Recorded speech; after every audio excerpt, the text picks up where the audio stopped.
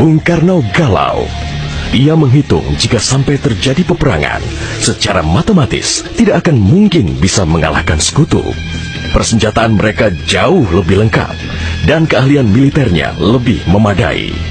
Atas saran Jenderal Besar Sudirman, Bung Karno diminta mengirim utusan khusus kepada Roisul Akbar Nahdlatul Ulama, Hadratus Syekh Kiai Haji Hashim Asy'ari di Pondok Pesantren Tebu Ireng, Jombang. Tujuannya meminta fatwa Kiai Hashim tentang hukumnya berjihad membela negara yang notabene bukan negara Islam seperti Indonesia. Kiai Hashim lantas memanggil Kiai Haji Wahab Hasbuloh dari Tambak Beras, Jombang. Kiai Wahab diminta mengumpulkan ketua-ketua NU se-Jawa dan Madura untuk membahas persoalan ini. Bukan hanya itu, Kiai Hashim juga meminta kiai-kiai utama NU melakukan sholat istikharah, salah satunya Kiai Abbas dari Buntet, Cirebon, Jawa Barat. 21 Oktober 1945, seluruh delegasi NU se-Jawa dan Madura telah berkumpul di kantor pusat Ansor di Jalan Bubutan, Surabaya. Kiai Hashim memimpin langsung pertemuan tersebut dan kemudian dilanjutkan oleh Kiai Wahab. Setelah melalui diskusi yang cukup panjang dan mendengarkan hasil istikharah para kiai utama NU, esok siangnya, tanggal 22 Oktober 1945, pertemuan menghasilkan 3 rumusan penting yang kemudian dikenal dengan istilah Resolusi Jihad NU. Pertama, setiap muslim, tua, muda, dan miskin sekalipun, wajib memerangi orang kafir yang merintangi kemerdekaan Indonesia. Kedua, pejuang yang mati dalam membela kemerdekaan Indonesia layak dianggap syuhada. Ketiga, warga yang memihak kepada Belanda dianggap memecah belah persatuan dan oleh karena itu harus dihukum mati.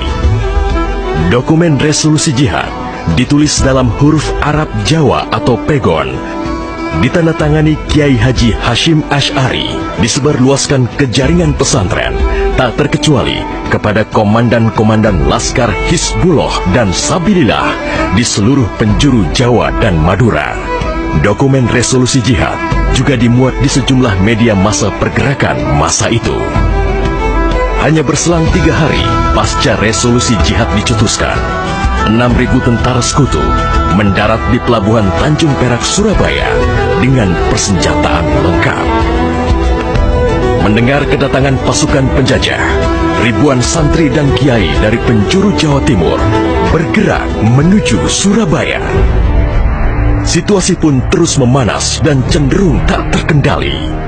Resolusi Jihad NU telah memompa semangat perlawanan rakyat dan memicu terjadinya pertempuran hebat selama 3 hari di Surabaya, tanggal 27, 28, dan 29 Oktober 1945. Tentara Inggris kewalahan menghadapi perlawanan rakyat Jawa Timur.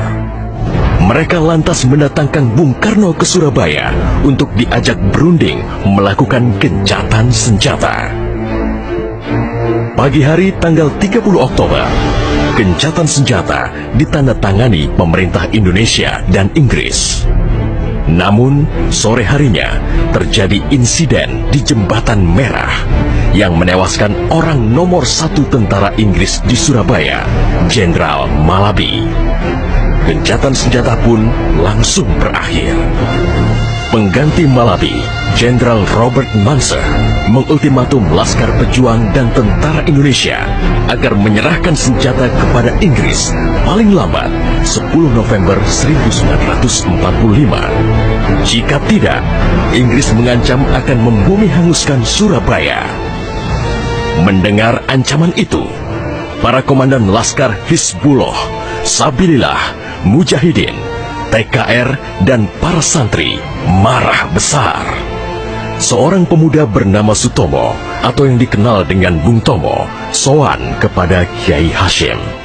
Ia meminta izin kepada Kiai Hashim untuk menyiarkan dan menyebarluaskan resolusi jihad melalui radio.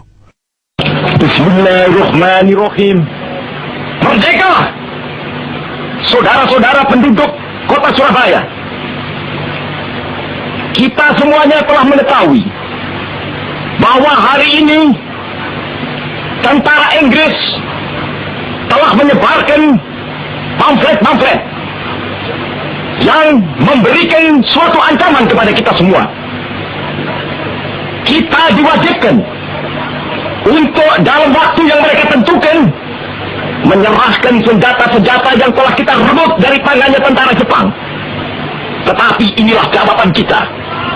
Selama banteng-banteng Indonesia masih mempunyai darah merah yang dapat membuat setarik kain putih, merah dan putih, maka selama itu tidak akan kita mau menyerah kepada siapapun juga.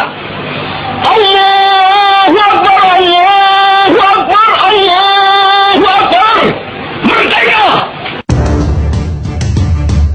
Pertempuran 10 November membuat malu tentara Inggris. Target mereka menguasai Surabaya dalam waktu 3 hari tak terbukti. Bahkan di hari yang kedua, Inggris kehilangan Jenderal Robert Munser. Artinya, dalam 1 bulan menghadapi arek-arek Surabaya, mereka sudah kehilangan 2 jenderal terbaiknya. Perang Surabaya berlangsung selama 3 minggu. Takbir dan pekik merdeka menggema selama pertempuran berlangsung.